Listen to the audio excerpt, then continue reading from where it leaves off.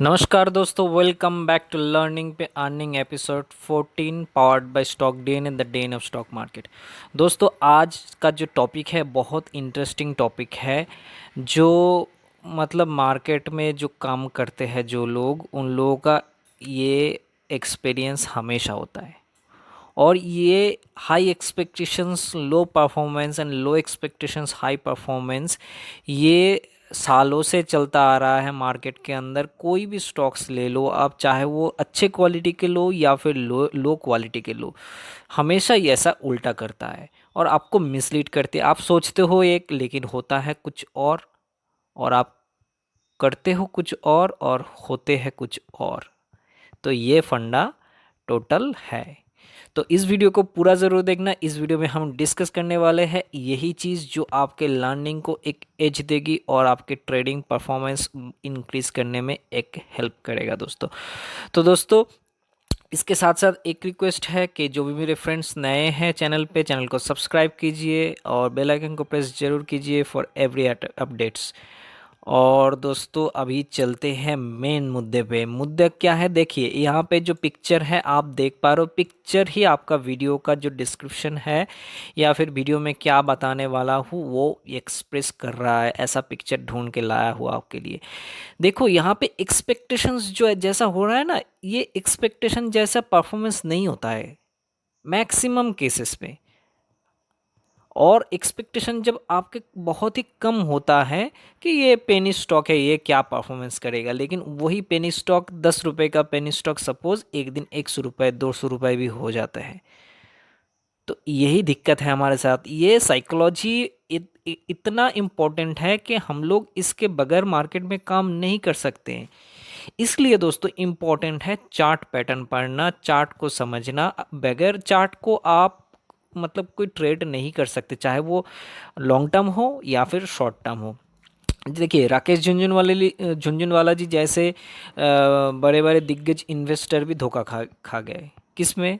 डिस्टी भी for example ले लो, उनका पैसा भी यहाँ पे डूबा ना। तो वो उन जैसे दिग्गज जब डूब सकते हैं एक स्टॉक में, तो हम तो कौन से खेत की मूली है आप लोग जानते हो। तो ये फंडा होता है। आप डिस्कस करते हैं कुछ स्टॉक के बारे में और चार्ट पे भी हम देखेंगे। तो स्टार्टिंग डिस्टीबी से ही करें। चलो डिस्टीबी देखो दोस्तों, इन द ईयर 2017 इसका भाव एक समय 100 के ऊपर हुआ करता था, आज है 15 रुपीज़। तो क्या है इसका कारण? डिश टीवी मतलब तब ये टेलीविज़न की दुनिया में एक बहुत ही अच्छा परफॉर्मेंस था इसका। शाहरुख खान इसका ब्रांड एम्बेसडर था। बहुत कुछ इसका ये होगा वो होगा इन फ्यूचर, डिश के बगैर कुछ नहीं होगा, केबल्स टीवी वगैरह होम्स पे नहीं रहेंगे। बहुत कुछ ऐसा हाईलाइटेड हुआ था, लेकिन वो डिश टीवी कहाँ आ गया देखो। तो इसका परफॉर्मेंस अगर सही होता तो ये कहाँ से कहाँ चला जाता, 100 से 500 चला जाता, लेकिन हुआ उल्टा, 5 गुना 6 गुना घट गए। तो ये देखो ये होता है। ये टोटल आप daily candle, monthly candle, weekly candle में आप देखोगे तो आपको ये हमेशा रेंज को काटते हुए नीचे आता ही नज़र आएगा। तभी आपको समझ लेना है कि ये परफॉर्म नहीं करने वाला है। परफॉर्मिंग स्टॉक कभी भी एक तरफा नहीं चलता है। मतलब डाउन साइड जो परफॉर्म करने वाला, थोड़ा सा करेक्शन आएगा, थोड़ा सा करेक्शन करने के बाद वो चला जाता है। जैसे आप सब लोग जानते हो, आप ट्रेंडिंग स्टॉक ऐसे ऐसे करेक्शन करते हैं, ऐसे ऐसे, ना कि ऐसे ऐसे ऐसे। बहुत कम स्टॉक होंगे किसी भी मार्केट का कि ऐसे आया, ऐसे नीचे आया, फिर ऐसे जाके ऐसे मारा। बहुत ही कम स्टॉक है। कोई भी करेक्शन, जैसे कोरोना टाइम के स्टार्टिंग पे जो करेक्शन हुआ था उसमें बहुत सारे स्टॉक्स पेनी स्टॉक बन गए थे, वो अलग बात है। जैसे टाटा मोटर्स भी बन गए थे, 70-80 रुपये स्टॉक बन गया, अब आज 300 से ऊपर है, वो अलग बात है, वो कभी कभी हो सकता है। लेकिन जब वो ऊपर से गिरा, वो कोरोना के, हालांकि कोरोना के टाइम से स्टार्ट नहीं हुआ, उसका गिरना बहुत पहले से, उसका जो झंझट चल रहा था जैगुआर के साथ, तो उस वजह से वो धीरे धीरे गिर रहा था मार्केट से। उसका वैल्यूएशन भी कम होता जा रहा था। तो वो कुछ नई बात नहीं है। इस चीज़ों को पढ़ना ज़रूरी है। बिना चार्ट पढ़े आप कुछ नहीं कर सकते। फॉर एग्जांपल एक और चार्ट ले लेते हैं, यस बैंक का चार्ट, जो सबसे बड़े पॉपुलर स्टॉक है इंडियन मार्केट में मेरे हिसाब से। एंड इसके लिए एक्सपेक्टेशन मार्केट में इतना ज़्यादा है कि आप पूछो ही मत। मतलब हर कोई आदमी यस बैंक को बाई करके होल्ड करना चाहते हैं, जो उसको लगता है एक दिन 300 या 400 जाएगा। येस बैंक देखो दोस्तों कहाँ से कहाँ आ गया। इसका प्राइस क्या था, एक समय 400 का हुआ करता था, आज 14 रुपए का है। तो इसका एक्सपेक्टेशन कितना था लोगों के मन में कि ये नीचे जब गिर रहा था लोग पागलों की तरह इसको एवरेज कर रहे थे, और वो थोड़ा सा बाउंस दे गया तो उसका एक्सपेक्टेशन और भी हाई हो गया कि वो फिर से वो पुराने हाई को भी काटेगा, ऊपर जाएगा। लेकिन उसके अंदर इतना घोटाला हो रहा था किसी को अंदाज़ा नहीं था, लेकिन चार्ट साफ साफ उसको बोल रहा था। देखो कैसे गैप करके करके रेंज को काट रहा था, उसके बाद फिर से यहाँ पे जाके ऐसे कटा। तो इसके बाद मतलब 200 या 150 के बाद आपको कैसे एक्सपेक्टेशन हो सकता है कि एक स्टॉक ऊपर से नीचे ऐसे गिर रहा है, वो और भी गिर के पेनी स्टॉक 1-2 रुपए का स्टॉक भी हो सकता है, उससे क्या एक्सपेक्टेशन रख सकते हो कि आप वहाँ से जाएगा। लेकिन फिर भी आप गिन लो स्टॉक मार्केट के अंदर जो लोग काम करते हैं उनमें से 60 to 70% रिटेल ट्रेडर्स के पास आज ये माल पड़ा हुआ है येस बैंक का। और जो सेबी ने अभी ऑलरेडी इसमें रेस्ट्रिक्शन भी रख दी कि 3 साल से पहले इसको बेच भी नहीं सकते, तो बंदे का कैसा अभी बेचेंगे तो लॉस तो होगा, उल्टा बेच भी नहीं सकता। तो सिचुएशन समझो। तो ऐसे डूबते हैं लोग, है ना। तो मार्केट का परफॉर्मेंस डिपेंड करता है उसके जो क्वालिटी है, कैपेबिलिटी है एंड चार्ट के हिसाब से होता है। कि आप एक्सपेक्ट करोगे वो उल्टा हो जाएगा, ऐसा नहीं। आप एक्सपेक्ट करोगे वो सही हो जाएगा, ऐसा भी नहीं। सिचुएशन जो होता है उसके हिसाब से काम करना होगा, हर टाइम उल्टा नहीं होता है। कभी कभी उल्टा होता है, कभी कभी सही होता है, लेकिन ज़्यादातर सही होता है। एक्सपेक्टेशन के हिसाब से लो परफॉर्मेंस कब होता है, जब उसका चार्ट अच्छा नहीं होता लेकिन आप लोग एक्सपेक्टेशंस ज़्यादा होता है। जैसे फॉर एग्जांपल आप आईटीसी ले लो, इतने अच्छे कंपनी, एफएमसीजी कंपनी, इसका होटल की भी बिजनेस है, बहुत सारे इसका कैपिटल है, बहुत कुछ है, लेकिन परफॉर्म की नहीं कर रहा है। निफ्टी 7,500 से 15,000, 15,500, 16,000 आ गया है। इन कुछ दिनों में हो सकता है 16,000 चले जाए। तो सॉरी 16,000 नहीं, कुछ दिनों में 17,000 की बात कर रहा हूँ, साढ़े 16 या 17,000 चले जाए। तो उसमें आज आईटीसी का भाव क्या है, वही 210 के पास, जो 2 साल 3 साल पहले था वहाँ पे ही घूम रहा है। लेकिन आईटीसी के रिगार्डिंग एक्सपेक्टेशन लोगों के कितने हैं, बहुत सारे एक्सपेक्टेशन है कि बहुत दिग्गज कंपनी है। हर एक आपका टिप्स प्रोवाइडर या कुछ भी हो जो इसको एनालिस करते करते हैं, सब लोग बोलेंगे आईटीसी ले लो, आईटीसी ले लो, लेकिन ये परफॉर्म ही नहीं कर रहा है आपके हिसाब से, है ना। तो ये दिक्कत होता है। उल्टा आप दूसरे क्वालिटी के स्टॉक्स लो, जो आपके केमिकल सेक्टर लो, जो कोरोना के बाद जो केमिकल सेक्टर में जो बूम आया था, कोई एक्सपेक्ट नहीं किया था। और एक एक करके केमिकल सेक्टर, उसके बाद फर्टिलाइजर सेक्टर, आंखों के सामने सब मल्टीबैगर हो गए, आंखों के सामने। लेकिन कोई कभी सोच भी नहीं सकता कि इतने छोटे छोटे स्टॉक्स कैसे कैसे मल्टीबैगर बन गए। तो ये होता है फंडा।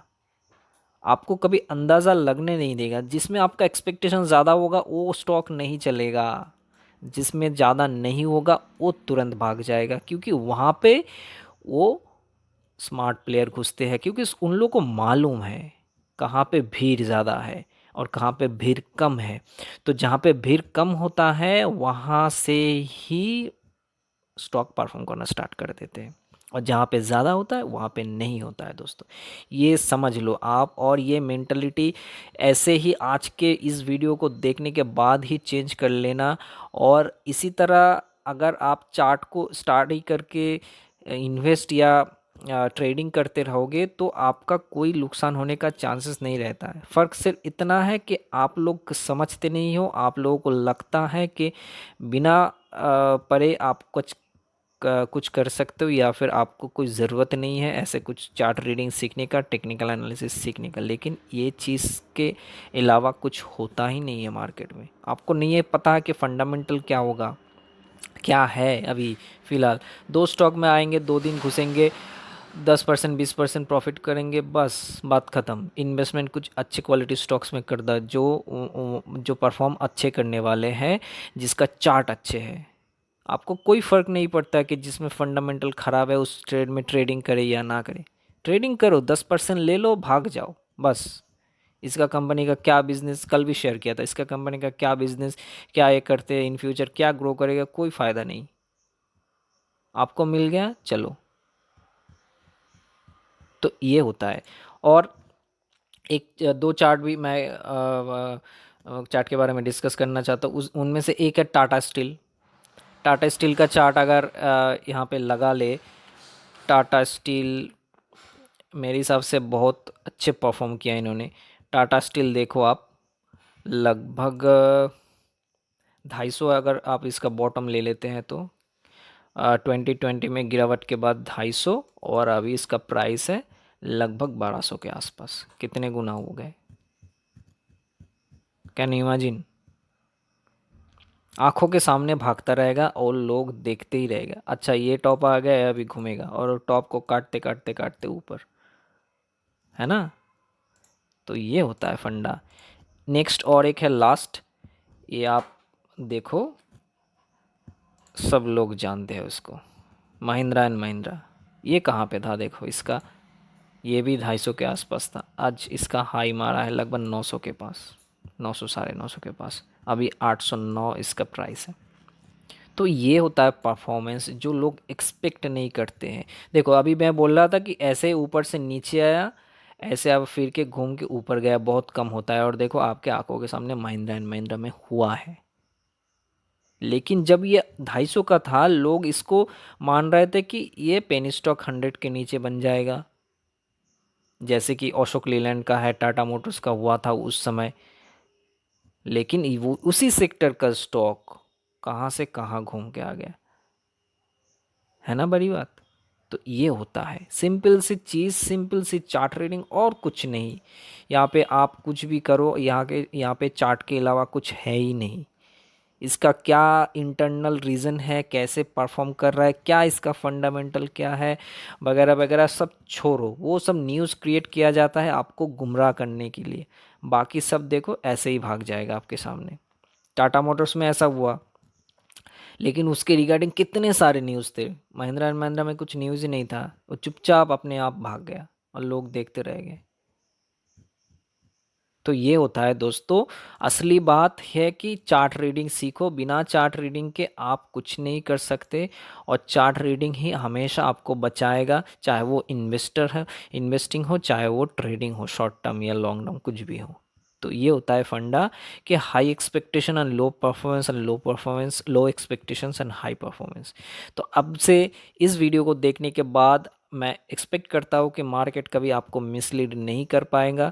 मिसलीड करने से पहले, स्मार्ट मनी मिसलीड करने से पहले आप उसे समझ जाओगे। अगर नहीं समझ में आया तो चार्ट को रीड करना स्टार्ट करो, स्टडी करना स्टार्ट करो, जो भी वीडियोस हैं चैनल पे उसको देखो फिर से। कोई भी डाउट है मेरे को व्हाट्सएप में पूछो, और टेलीग्राम चैनल से फटाक से जुड़ जाओ, वहाँ पे जो शेयर होता है वो आपको चौंका देगा।